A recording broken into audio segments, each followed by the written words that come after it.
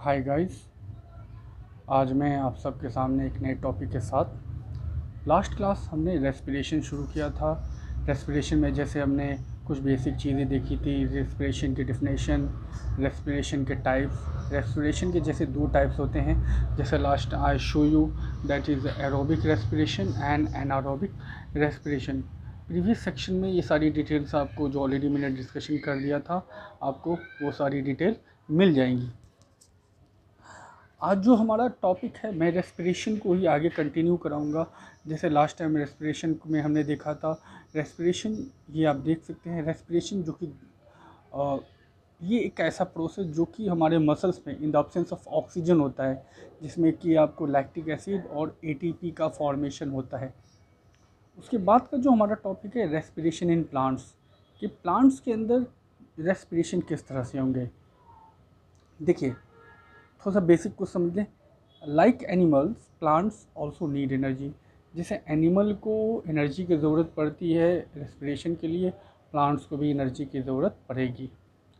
All the parts of a plant perform respiration individually. On the other hand, animal perform respiration as a single unit. Plants, जितने भी plants के part है, चाहे आप root की बात करो, स्टेम की बात करो, लीव्स की बात करो, तो हर एक का जो रेस्पिरेशन है वो इंडिविजुअली है। लेकिन एनिमल्स के अंदर पूरा का पूरा एक सिंगल यूनिट है जो कि रेस्पिरेशन परफॉर्म करता है। तो ये चीज़, इस चीज़ को आप थोड़ा ध्यान में रखेंगे। Respiration in plants occurs at a slow rate, but in animals occurs at a much faster rate. Plants के अंदर जो रेस्पिरेशन होगा वो काफ़ी स्लो रेट होगा, लेकिन एनिमल के अंदर जो आपको रेस्पिरेशन है वो काफ़ी फास्ट रेट में होगा। Now we come to the next topic, respiration in roots.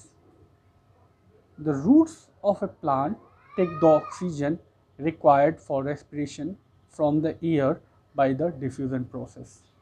दूसरा, रेस्पिरेशन जो प्लांट के अंदर जो रूट, जो प्लांट में जो रूट पाए जाते हैं, वो ऑक्सीजन लेंगे कहाँ से? From the air. किस प्रोसेस से? डिफ्यूज़न प्रोसेस से वो ऑक्सीजन लेंगे, जिसके थ्रू वो रेस्पिरेशन परफॉर्म करते हैं। Now I come to the next line, next point. The root hair, plant के अंदर जो रूट है, रूट में आपको रूट हेयर पाए जाएंगे। वो जो रूट हेयर होगा क्या करेगा? The root hair are in contact with the soil. Root hair soil के कॉन्टैक्ट में होंगे, जिससे ऑक्सीजन क्या होगा? डिफ्यूज़ होगा।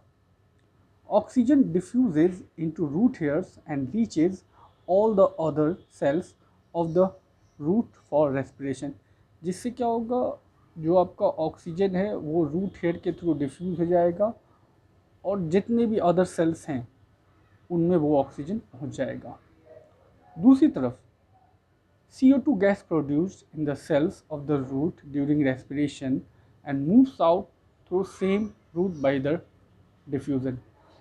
जैसे ही आपको डिफ्यूज़न प्रोसेस के थ्रू ऑक्सीजन इंटर करता है रूट हेयर में, ठीक CO2 भी रिलीज़ होगा उसी सेम रूट हेयर के थ्रू डिफ्यूज़न प्रोसेस से बाहर की तरफ आ जाएगा। तो ये ध्यान रखिएगा, एक्सचेंज ऑफ गैसेज एक तरह से यहाँ पे होगा डिफ्यूज़न प्रोसेस में। ठीक है, हम ये कह सकते हैं। Next, respiration in stems. The stems of herbaceous plant have stomata. Stem, जो भी प्लांट के जो स्टेम हैं, खासकर हर्बेसियस प्लांट में स्टोमेटा पाया जाएगा। The oxygen from air diffuses into the stem of a plant through stomata and reaches all cells for respiration.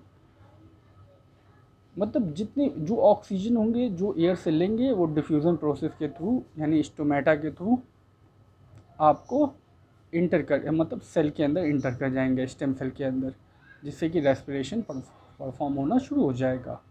दूसरी तरफ, CO2 gas produced during respiration diffuses into the air through the same stomata. Oxygen भी जिस stomata के through आया, उसी process के through CO2 भी release हो जाएगा बाहर की तरफ, सेम स्टोमेटा के थ्रू। Now I come to the next topic, respiration in leaves.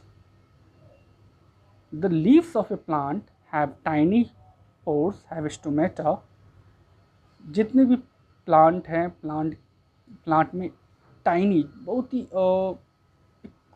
Tiny आप कह सकते हो पोर्स होते हैं, जिसको हम स्टोमेटा कहते हैं। The exchange of respiratory gases in the leaves takes place by the process of diffusion through stomata. तो आप ये समझ लीजिए, तो इसी स्टोमेटा के थ्रू एक्सचेंज ऑफ गैसेज लीव्स के अंदर होंगे, जिससे कि रेस्पिरेशन होगा। Respiration in leaves occurs during the day time as well as night. जो लीव्स के अंदर जो रेस्पिरेशन होगा, डे में भी और नाइट में भी। दूसरी तरफ फोटोसिंथेसिस भी होता है, फोटोसिंथेसिस जो कि सिर्फ डे टाइम में होता है। अब डे टाइम में जब रेस्पिरेशन होगा तो उस टाइम क्या होता है, डे टाइम में क्या होगा, और O2 डिफ्यूजेज आउट, बाहर की तरफ जाएगा, और CO2 डिफ्यूजेज इन, जो कि अंदर की तरफ जाएगा। जस्ट इसके अपोजिट एट नाइट क्या होगा, O2 डिफ्यूजेज इन और CO2 डिफ्यूजेज आउट। तो ये था आपको एक रेस्पिरेशन इन प्लांट्स के अंदर रेस्पिरेशन, जो प्लांट्स के अलग अलग पार्ट हैं, स्टेम, रूट और लीफ, तो उनका किस तरह से रेस्पिरेशन होता है।